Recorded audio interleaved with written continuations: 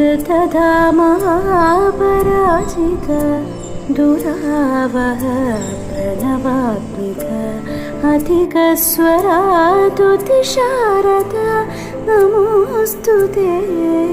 श्यामाम्बरं मुखसागरं तुलसीदलम् अतिसुन्दरम् कनकासुखं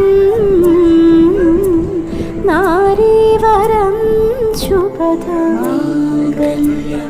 तन्तुनानेन मम जीवनहेतुना।